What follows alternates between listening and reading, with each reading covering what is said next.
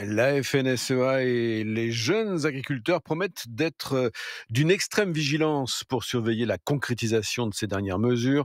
Les deux syndicats majoritaires dans la profession estiment que tout de même une page se tourne, une nouvelle phase s'ouvre avec les dernières annonces ce matin du Premier ministre.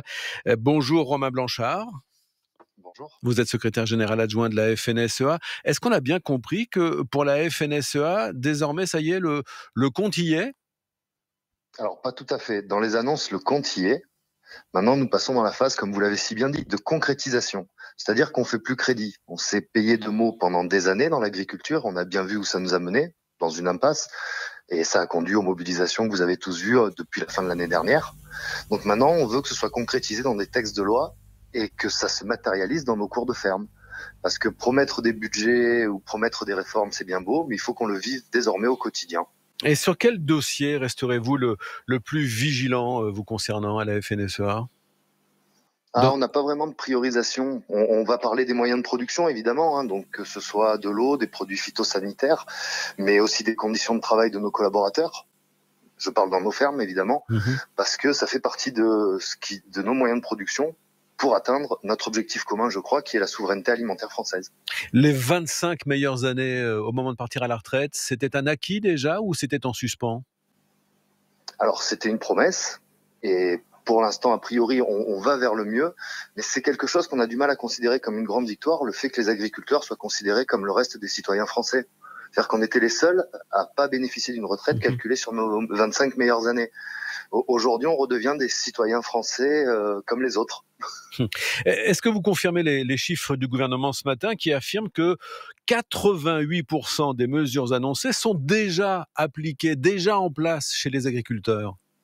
C'est pas tout à fait la lecture que nous en avons. C'est-à-dire? Bah, ça dépend, il faudrait rentrer dans des mesures très techniques. Aujourd'hui, il y a des avancées sur un nombre très significatif des annonces, ça c'est sûr, on est d'accord là-dessus. Par contre, vous savez qu'on est dans un pays assez lourdement administré et très Mm. légiféré, ce qui est plutôt une bonne chose. Mais tant que les textes de loi ne sont pas votés et que les décrets d'application ne sont pas parus, on ne considère pas que le dossier est bouclé et classé.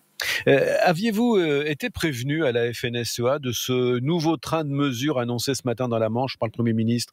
Surpris un peu comme nous les journalistes? On a été un peu surpris, on savait que c'était dans les tuyaux, pour parler trivialement. On l'attendait, on l'espérait ardemment. Et c'est une bonne chose que ça arrive maintenant. Et encore une fois, maintenant, il faut transformer l'essai. On Mm. attend les textes de loi en dur.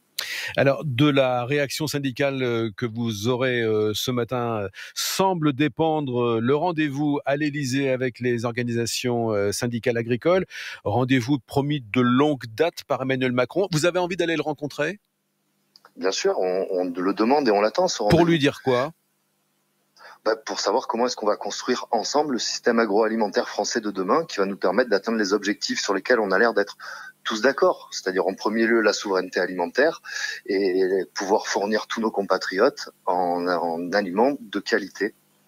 Et au chapitre des commentaires, j'ajoute ce matin celui du porte-parole de la coordination rurale pour qui la crise ne va pas s'arrêter avec les mesures annoncées ce matin par le Premier ministre à la FNSEA. Vous êtes surpris, là encore, de cette réaction plus radicale que la vôtre à la coordination rurale?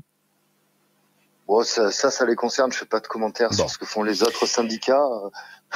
très bien, on en restera là. Alors, merci beaucoup, Romain Blanchard, secrétaire général adjoint de la FNSEA.